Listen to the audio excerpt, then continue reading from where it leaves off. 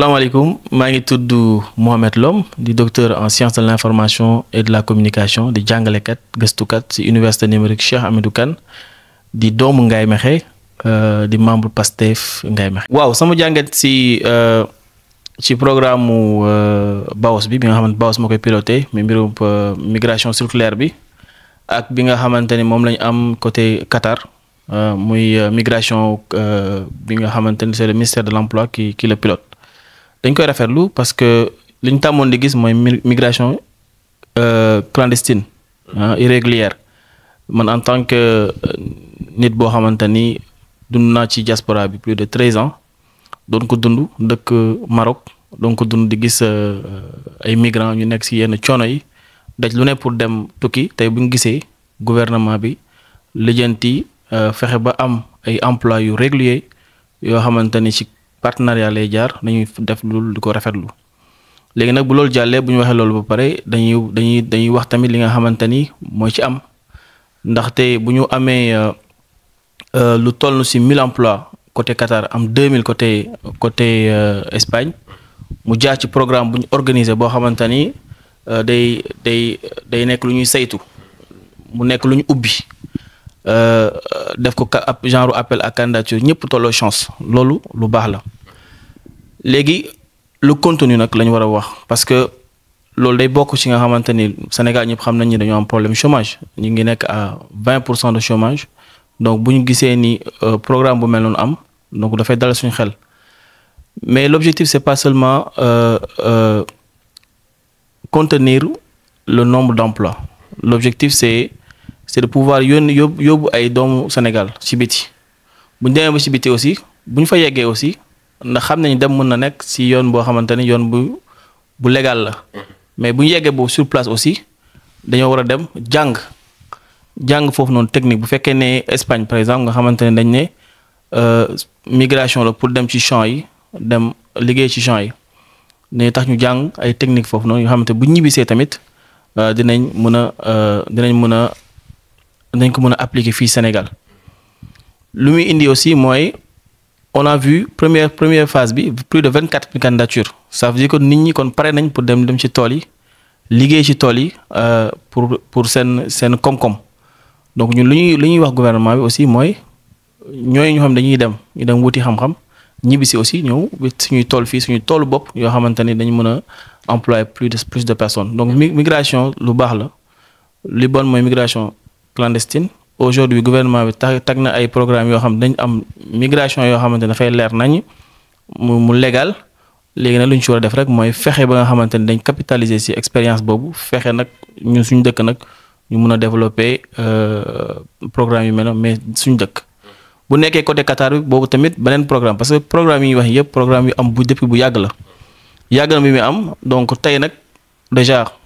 c'est le transparent yi ñëpp xam ko en plus s'il est accessible à tout le monde léegi nag dañ ci capitaliser rek dem jàngi parce que tous les pays qui sont développés que ça soit la Chine l'Inde tous les pays asiatiques dañoo commencé jël seen doom yi yóbbu leen à l'étranger ñu jàngi xam-xam def transfert de compétences après ñu ñibbi seen dëkk yi toog di liggéey seen dëkk yi je pense que loolu mooy jàngat bu mag bi ñu ci war a gën a am. bon yow en tant que enseignant chercheur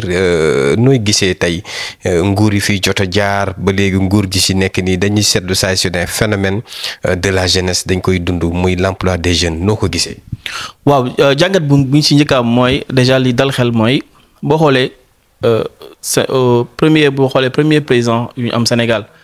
ce sont des produits yoo xamante ne à l'étranger lañ leen mën nañoo xam ne colons yi sax ñoo leen formé mais que ça soit le président Senghor président Diouf et plus en plus ñu ngi ñëw ci suñu produits locaux ñoo xamante ni ay doomu Sénégal lañ juddoo fi lañ màggee fi lañ leen formé fi lañ leen defee lépp ba tey nguur gi ñu ëpp ci nguur gi boo xoolee suñu gouvernement tey ba ci président de la République ñu ci ëpp daanaka mataluñ 50 ans et ci biir gouvernement boo xoolee ñu ci ëpp ay 30 ans lañu am 35 ans jëm ko donc c'est la jeunesse ñoo nekk en force donc loolu mooy jàngat bu njëkk bi ça veut dire jeunesse moom mi ngi assumer boppam te bu njëkk jeunesse bi ñu amoon mooy jeunesse boo xam ne da doon xaar mag yi ñëw wutal leen lépp lu ñu war a am donc jeunesse boobu mi ngi assumer donc mooy premier jàngat bu ñu ci am deuxième jàngat mooy le problème de l'emploi de la jeunesse il faut mu am suñu dëkk yi lu tax parce que boo xoolee suñu dëkk yi aujourd'hui 75% ñu bëri dañoo 70% mais mën naa prétendre ne ba jusqu'à 75% de la population est très jeune moins de 40 ans donc forcément boo amee population boo xamante ne ñu ci ëpp ay jeunes lañ donc problème jeune da ngay confronté wu fépp fu mu nekk ci àdduna bi problème jeune c'est l'emploi maintenant ñun liy dalal suñu xel nag mooy vision bi nga xamante ni moom la son excellence le président Diomaye Faye am mooy fexe ba concentré wu ci jeunes yi régler seeni problème te bi su njëkk mooy l'emploi boo waxee l'emploi nag li nga war a njëkk a dellu te loolu sama domaine dafay ñëw muy l'employabilité parce que nit ki tamit mënoo ko jox liggéey bu fekkee ne amul formation il faut que ñu tàggat ndaw yi ñu am formation yu dëgër ndax nekkatul yoon ñu am benn système d'enseignement boo xam da ngay commencer di nga jàng plus de 20 ans te doo am benn métier loolu mënatul nekk moo tax boo xoolee gouvernement actuel ni mu doolelee ministère de l'enseignement supérieur de la recherche et de l'innovation noonu la doolelee aussi ministère de l'éducation mais noonu la doolelee aussi ministère de la formation professionnelle. mais ministère de la formation professionnelle liggéeyam ndax mi ngi koy def dëgg. mi ngi koy def boo xoolee li lay gën a. mooy Moustapha Ngathie Sarré. Sarré li lay gis nga tey rek démb rek il était à sama dëkk Ngaye Mékhé demoon na doon visiter ce qu'on appelle l'institut des métiers peau et cuir mu nekk benn institut boo xam ci ndokkeel aussi la commune de Mékhé mu nekk benn institut boo xamante ne ci métier peau et cuir parce que boo xoolee dëkk mu mel ni Ngaye dëkk la bu ñu xam ci mbiru der peau et cuir der ak yi ñuy defaree ay dàll ak saak yooyu noonu ñu am ci expertise bu mag léegi état moom lu mun def rek mooy ñëw accompagner leen parce que ñoom am nañ expertise ba pare da nga leen accompagner dans la formation dans la formalisation donc te loolu noonu le ministère de la formation professionnelle am na ci liggéey bu mag bu mu ci def. mais xam nga loolu moo tax ma viser ki nga xam ne muy Moustapha Ngathie Sarré parce que dañoo gis ne la formation des jeunes dafa des lu bëri. waaw la formation des jeunes xam nga nag on parle de l'action gouvernementale le temps du gouvernement c'est pas le temps de l'État de l'action gouvernementale c'est pas le temps des hommes donc dañuy lu ñu mën def mooy teg ay projets gunge projets yi nag et que population bi tamit soit exigeant envers eux pour accompagner leen boo xoolee am na programme yu bëri yoo xamante ne ñi ngi dépendre ci ministère boobu que ce soit les programmes qui forment les artisans je pense à APDA l'agence pour la promotion et le développement de l'artisanat je pense 3FPT am na programme yu bëri yoo xamante ni ñi ngi def liggéey bu rëy di offrir des bourses de formation pour accompagner la formation des jeunes formation nag dafa nekk loo xamante ni dafay jël temps formation mën na jël 1 an 2 ans donc ci gouvernement boo xamante ni mu commencé ci 9 mois la toll tey donc forcément peut-être duñ gisagum résultat yi mais il y a beaucoup d'actions il y a des milliers de bourses qui sont offertes pour former ñi nga xamante ni dañoo am ay métiers professionnels mais aussi pour former ñi nga xamante ni dañuy jàng te bëgg a def ay réorientation professionnelle donc am na liggéey bu mag bu nekk ci ginnaaw léegi nag waaw comme lu ñu wax rek fas moom lu mu daw da nga koy làbbali donc on invite nos autorités à plus investir sur la jeunesse surtout sur l'employabilité et la formation parce que c'est la clé de voûte jeunesse bi instant bi nii population bi 75% boo régler seen problème quand on règle le problème d'un seul jeune on a réglé le problème de 10 personnes jeune bu am liggéey bu dëgër dina jàppale waajuram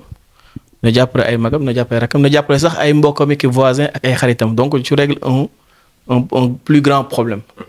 donc que ça soit la formation professionnelle que ça soit aussi lu mel ni ANPEJ gis nañ on a vu le budget qui a été octroyé donc on évite l'action gouvernementale à faire mais ki yor ANPEJ muy Sina Gueye dafa xeeboon budget bi de. waaw ben du moom rek ñun jeunes yi sax mun naa ñu ñëpp xeeb nañ ko mais c'est vrai dañu nekk ci jamono boo xamante ni dañu nekk ci jamono serrer la ceinture parce que dëkk bi tamit gis nga état bi ñu ko fekk donc am na yu bëri yoo xamante ni état du ko mën waaye ñun tamit en tant que jeune après nekk ay leader ci suñuy gox ci suñuy domaine ci suñu secteur on lance un appel aussi au gouvernement pour muy gën a bàyyi xel tamit jeunes yi parce que jeunes yi ñooy 75% de la population wala boog si vous voulez plus de 70% de la population donc si budget yi di ñëw ak tamit si état tamit budget la mais aussi état ce sont des projets ce sont des financements c'est attirer des financements yoo xamante ni day tax jeunes yi mun ci gis seen bopp te loolu pour le faire mooy accompagner structures yi nga xamante ni directement elles sont liées à la jeunesse comme ANPEJ comme yu ma cité léegi nii si ministère de la formation professionnelle mais aussi sur l'éducation je vous donne juste un exemple aujourd'hui boo jëlee lycée bu Ngaye nous sommes des jeunes patriotes on n'attend jamais l'État on fait l'État fekk ñu l'État def tamit ñu gunge ko fan yi lancé nañ benn collecte une campagne parce que on a remarqué que au lycée de Ngaye Mekhe Cheikh Mourad Ndaw donc je profite de votre antenne pour lancer cet appel là on a des problèmes de table-banc c'est le BA c'est la chose la plus basique. fële sa Ngaye. fii si Ngaye lycée bi benn lycée moo am Ngaye te boo jëlee lycée de Ngaye mun naa wax ne c'est un lycée départemental qui couvre presque plus de 200 000 habitants parce que Ngaye zone la boo xamante ni dafay polariser plus de 400 villages autour ñoom ñëpp benn lycée boobu la ñuy jàng si donc lycée boobu dañoo am problème yu bëri que ça soit de produits que ça soit d'équipement mais bi si gën a urgent instant bi mooy table-banc yi ñun lan lañ def on a lancé une collecte dañu jël suñu propre moyens yoo xam ne ñoo ko dajale dem jënd ay table-banc di woo nag képp koo xamante ni yaa ngi mus nga fa jàngee wala tu es juste une bonne volonté nga ñëw jàpp si loolu mais on lance un appel aussi à nos autorités en particulier le ministre de l'éducation nationale di ko lancer message pour moom aussi mu ñëw dotel ñu suñu lycée boobu parce que lycée la boo xamante lycée bu mag la qui a formé de très grands noms aujourd'hui qu'on entend un peu partout donc di ko ñaan mu jàppale tamit lycée pour ñu mën a am yenn fourniture de base yi. bon en tant que enseignant chercheur tamit mënut a ñàkk ñu waxtaan ak yow ba léegi ci ndaw yi ginnaaw phénomène bi nga xam ne gis nañ ko jëm ci mbirum tukki yi te état bi taxawaloon ko ngir dimbali yenn ñi ñu mën a dem tukki ñëwaat dellu ci seen réew gis nañ tam benn mbir moo xam ne def na fi benn bruit bu bari muy mbirum jakartamaan yi ba gis nañ tey le PM Ousmane Sonko ba mu demee fële sa Louga recevoir na jakartamaan yi wax ak ñoom. ñu gisee tey taxawaayu jakartamaan yi tey gis nañ ne phénomène bi bañ ne mbirum këyit tu te poses même la question que Sénégal est-ce que du jeunesse bi yëpp dañuy dawal Jakarta. waaw comme li ma la wax léegi rek nee naa la ñun dañoo nekk jeunes yoo xamante ni du ñu xaar état bu ñu gisee état nekk ci dara dañuy dem jàppale ko dañuy nekk ci dara tamit woo état mu fekk ci ñu le programme pour l'accompagnement des Jakartaman pour ñu am ay papiers bindu bi mu amee rek ñu ce qu'on a fait au niveau de Pastef Ngaye dañu organiser wu dem rencontrer Jakartaman yi. On l'a fait au niveau de la coordination locale, communale. Mais dans les premières démarches, dans les premières démarches, quand j'ai demandé le nombre ça m'a étonné parce qu'on me parlait de 300 Jakartaman. D'autres me disent non, on est presque, parce que nous avons fait matriculation au niveau de la municipalité, dépassé 300, c'est un tableau, il y a 350. Donc ça veut dire qu'au minimum on a 400 Jakartaman donc c'est un phénomène important te li ci gën a doy waar mooy du rek ki nga xamante ne amul métier am na koo xam am na métier bàyyi métier du nekk ci Jakarta bi am na koo xamante ne mécanicien la bàyyi am na koo xam am na sax étudiant tamit am na étudiant am na koo xam da doon jàng foofu laa doon ñëw da doon jàng bàyyi jàng wala boog en même temps mu koy boole jàng bi di def Jakarta donc c'est un phénomène social très important donc loolu tamit dañ ci féliciter gouvernement bi mu amee clairvoyance boobu noonu xam ne ñii si lu ñu nekk c'est un secteur parce que tey boo demee si dëkk yu bëri que ça soit le Burkina Faso que ça soit la Chine qui est un pays très développé il y a le phénomène peut-être ñoom si beneen façon la mais dawal deux roues di si def commerce transport am na mais ñoom dañ ko régulariser donc démarche gouvernement bi nga xamante moom la nekk def muy régulariser secteur boobu noonu lu am solo la parce que day tax nit ñi seen secteur bi ñu nekk Jakartaman si boppam mu nekk secteur boo xamante ni dañ koy reconnaître nañ xam ñan ñoo yëngu si secteur bi ku ci bokkul aussi dinañ la ci génne ba pare dina am traçabilité ba pare dina am sax lu mu mun a ci koom-koom lu mu mun a amal njëriñ à l'État donc loolu am na solo. te ñu ngi dégg kii nga xam ne nekkoon na ministre yorum transport bi nekk léegi président assemblée keroog sortie bi mu def nee na seen moto yi sax fas yéene nañ ko changer. voilà donc ça veut dire que l'État am na vision xam nga État tamit loolu lañ koy doyee mu am vision à long terme pas régler benn urgence xam loolu nga xamante moom la ñu habitué loon non il faut avoir une vision long-termiste dem ci lu gudd donc loolu la ñu ci félicité état maintenant le phénomène Jakarta dafa yàgg donc dañoo yàgg nekk ci man samay rakk ak samay xarit samay cousins samay mbokk ñoo ci nekk donc xam naa li ñuy dund donc dañoo yàgg nekk ci irrégularité donc pour nga ñëw régulariser leen il faut aussi mu ànd ak benn démarche pédagogique mais c'est que le président Ousmane Sonko faisait à Louga loolu démarche pédagogique la expliquer leen waaye li ñuy def nii lu ci njëkk intérêt bu njëkk pour yéen la d'abord ensuite pour l'état bi nga xamante ne ñun ñëpp ko bokk donc il faut qu'on les accompagne le fait de leur donner 3 mois parce que boo xoolee problème bi yu ci bëri benn bi mooy c'est vrai 28 000 bu ñu ko waxee bëriwul mais pour ñenn ñi bëri ñu ci ñoom parce que am na ñoo xam moom ci lañ yor seen kër donc il faut aussi qu'on trouve des mécanismes yoo xamante mën na leen ci accompagner pour que ñi nga xamante ni seen loxo jotul ginnaaw ñu accompagner leen ñu xool na leen koy defee de sorte que dina oyof ci ñenn ñi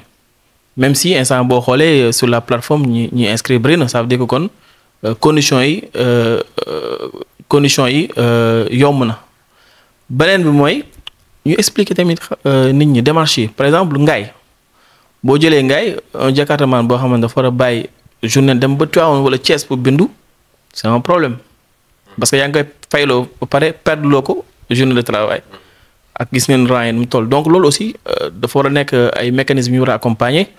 et je pense que ñi nga xamante ñu ngi ci liggéey ñu ngi ci démarche boobu noonu pour gën a yombal mbir yi ensuite bu ñu leen accompagner pour ñu am carte grise ñu accompagner leen pour ñu am assurance aussi je sais que le collectif de Jakartaman du Sénégal aussi am nañ ay partenariats yu ñu def ak yenn maisons yi yenn maison d'assurance yi mais nañ fexe aussi au niveau local aussi ñi nga xamante ne dañuy liggéey ci yooyu ñu mën leen accompagner pour ñu mën a accompagner Jakartaman ainsi de suite je pense que y a un double aspect benn mooy accompagner leen expliquer leen te buñ ci tay la répétition est pédagogique beneen bi aussi mooy ñu yombalal leen waaw je pense que loolu mooy li gën a am solo léegi nag comme le président de l'Assemblée nationale wax aussi monsieur Malick Ndiaye c'est aussi moderniser le secteur voilà les Jakarta qu'on connaît mënoo ko dawal plus de 6 mois man je connais gars yi ko ci dawal 6 mois Jakarta ba mënatu ko utiliser wala bokk da nga koy obligé jaay ko loolu tamit doléance la boo xamante ne man je vais le porter pour eux aussi parce que mooy de pouvoir la carte grise ak la matriculation au lieu muy nekk loo xamante ne moto bu nekk dañ koy changer mais mu bañ a topp moteur bi mais mu topp chauffeur pour que paiement bi bañ a je pense que loolu bokk na ci seen revendication yu gën a mag donc voilà. bon fi ñuy tëjee suñu waxtaan muy ci tolluwaayu réew mi jëm ci mbirum économie ni nga gisee en tant que enseigneur chercheur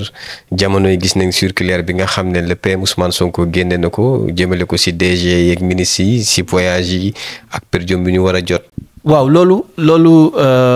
dafa nekk loo xamante ne dafa war dans un premier temps parce que ñëpp xam nañ ni yenn façon yi bu amee warul peut-être dafa arrangé ñenn ñi. am na dëkk yoo xamante ne bu ñu la falee ministre DG président wala ndombol tànk autorité jour boobu doo nelaw guddi boobu doo nelaw man j'ai vécu dans des pays yoo xamante ni bu ñu la falee ndombol tànk doo nelaw lu tax doo nelaw parce que déjà tu vas perdre beaucoup de privilèges un businessman li muy am ci business am mu ëpp fuuf li président mën a am wala lu ministre wala lu DG ñu def la ministre DG nga def ko fait ça veut dire y a un problème. pourtant ba léegi looloo fi am parce que da ngay gis ku ñu bokk ci parti Pastef bu ñu leen nommé wul ñi kaas ku ñu ci nommé dem nañ ba tuddee ko les àllarba da Diomaye mu leer ne tey conseil des ministres ñu ci bëri bokk ci parti Pastef ak les alliés yàkkamti nañ conseil des ministres ndax nomination la ñuy xaar. waaw dëgg la bon loolu aussi c'est un autre phénomène. da ngay gis ñu nommé gars yi félicitations kenn laa ci gis dañ ko nommé def ko député mu ne bu ma kenn félicité tant que résultat yi génnul ba ñu wan ne liggéey nañ muy Guy Marius Sagna. bon xam nga man je suis dans le domaine de l'enseignement supérieur un enseignant chercheur quand on te nomme quel que soit que ça soit recteur wala directeur en général les gens ne te félicitent pas on t'encourage on félicite ton prédécesseur ki nga xamante ne moom moo jeexal en fonction de ce qu'il a fait en général loolu mooy habitude bi lu ci bëri tamit xam nga tamit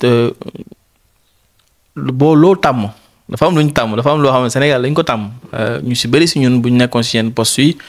bu ñu amul ay garde-fou rek dañ xaw a dem ci loolu parce que loolu la ñu tàmmal léegi nag paradigme bu bees bi nga xamante ni mooy suñu voilà slogan bi jubal jubanti bi daf ñu koy delloo si daf ñu ko fàttali te loolu ñu koy njëkk a fàttali boo xoolee yaa ngi tooñ voilà jeunesse wala waa parti bi mais boo xoolee ñi nga xam ne ñooy njëkk a rappelé loolu mooy waa parti bi si boppam kuñ fal gars yi ñoom ils sont aux aguets di toog di la xool di la fàttali boo amee yenn attitude sax on te le rappelle on te dit attention yow suñu serviteur nga donc da ngaa war a ubbi sa téléphone wala da ngaa war a liggéey et cetera donc pour revenir un peu à la question le président qui est le chef de l'administration le président Sonko qui est le chef de l'administration aujourd'hui li mu teg lu logique la par rapport ak démarche pays bi mooy jubal jubanti bi gabegie yi am na ñoo xam warul leen mënuñu ko xam nga on n'est pas la Chine on n'est pas la Corée on n'est pas les États-Unis on est un pays sous-développé on est encore très sous-développé donc am na yenn luxe yoo xam on peut pas se le permettre on peut pas avoir les mêmes trains de vie que quelqu'un boo xamante ne c'est un ministre américain parfois ministre africain yi sax ñoom ñooy gën a bien lotis que les ministres de certains pays. Man je connaissais des DG des recteurs des ministres yoo xamante ne dans certains pays vraiment cette situation n'est pas extraordinaire seeni salaire aussi n'est pas extraordinaire seeni per diem aussi suñu demee ci émission du nekk li donc lu war la man loolu je l'encourage maintenant il ne faut pas non plus aller dans l'excès parce que si on va dans l'excès on risque aussi de perdre certains profils parce que nit ñi aussi dañoo am yu ñuy dund yoo xamante ni voilà si boo jëlee benn scientifique boo xamante ni au niveau à l'international on le paye yenn somme yi def ko ci mettre ko ci dans certaines conditions yi bon s'il sait que s'il vient au Sénégal à moins qu'il soit hyper patriotique s'il vient au Sénégal et que on le met pas dans de bonnes conditions on peut le perdre donc il y a un juste milieu à équilibrer je pense que le gouvernement est dans cette démarche là il faut un juste milieu yàq bi waruñu taluñu ko mënuñu ko. On peut pas se permettre de nekk fi di yàq def ay délégation parfois dañuy gis ay délégation 20 personnes ñëpp lañu yóbbaale. si jël avion première classe. première classe si benn mission boo xamante ni 2 personnes wala sa mission boo xamante on pourrait même le faire à distance parce que maintenant la technologie est tellement développée que yenn mission yi sax soxlawul sax ñuy dem donc loolu c'est pas possible mais nag ñi nga xamante ni dañ leen di liggéeyloo ñuy liggéey pour la patrie ils doivent être mis dans de très bonnes conditions aussi voilà donc bu ñu yàq waaye tamit bu ñu xaj nit ñi aussi li nga xamante moom la ñu waru ak ñoom donc il y a un juste milieu à avoir et je pense que